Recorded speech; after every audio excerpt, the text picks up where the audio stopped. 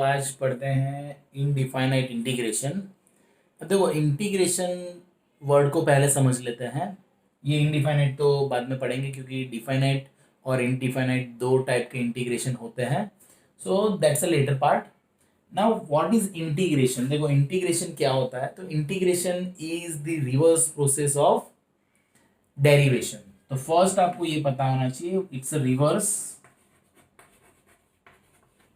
Of derivation. Okay, reverse of derivation.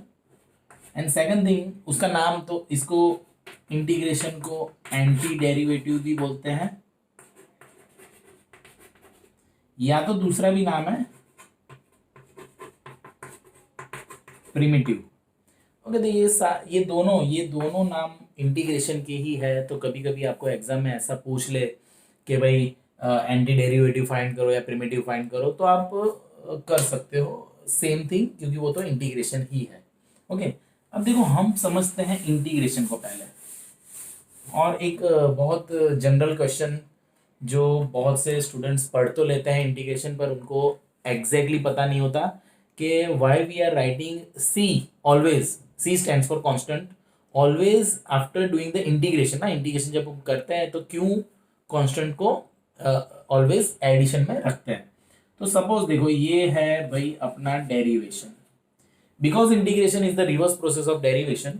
तो suppose मेरे पास कोई फंक्शन है एफ ऑफ एक्स का, कोई फंक्शन प्लस कोई कांस्टेंट है सपोज। ओके, सपोज कोई कांस्टेंट था, अगर उसका मैं डेरिवेशन कर रहा हूं ना, उसका मैं डेरिवेशन कर रहा हूं, तो इसका डेरिवेशन सपोज मैं एज्यूम कर लेता हूं क्या, कैपिटल फंक्शन ऑफ एक्स है ना, स्मॉल एफ ऑफ एक्स का डेरिवेशन मैंने एज्यूम कर लिया कि ये, और सी का डेरिवेशन क्या हो जाएगा, 0 हो जाएगा। तो ये हो गया डेरिवेशन। तो जब मैं उल्टा प्रोसेस करूंगा ना, this is the sign of integration.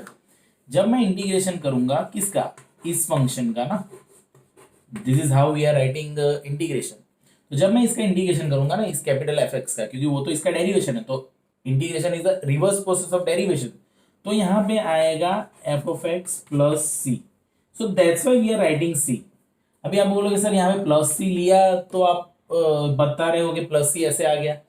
तो this is the basic process. Let me explain this by any example to you. देखो यहाँ पे एक एग्जाम्पल लेते हैं तो आपको तुरंत पता चल जाएगा कि why we are writing C always, क्योंकि सी कांस्टेंट कुछ 0 हो गया होगा डेरिवेशन के टाइम पे, जिसका हम इंटीग्रेशन में रिकवरी नहीं कर पाते ना, इसलिए हम लोग सी लिख देते हैं। जैसे कि सपोज y है, y is x square plus 40। Okay, x square plus 40 है।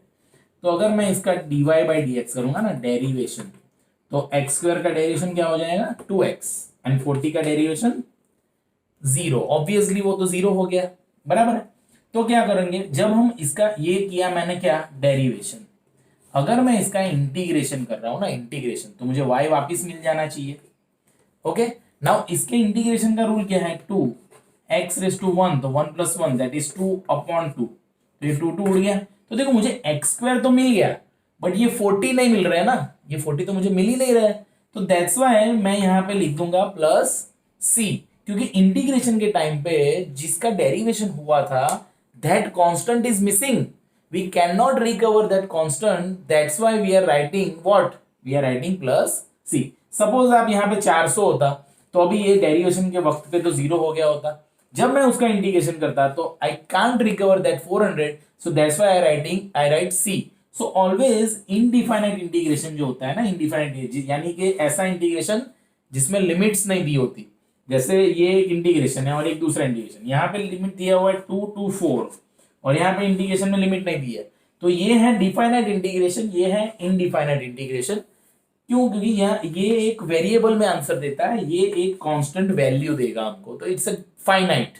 सो that's why it's a definite integration, और ये इनडिफाइनाइट। तो इनडिफाइनाइट इंटीग्रेशन में सी क्यों लिखते हैं, ये क्वेश्चन का आंसर आपको पता चल गया होगा कि when you are doing integration of any kind of function, then whatever is the constant that वो अगर 0 हो गया होता ना at the time of derivation, तो उसको हम रिकवर नहीं कर पाते।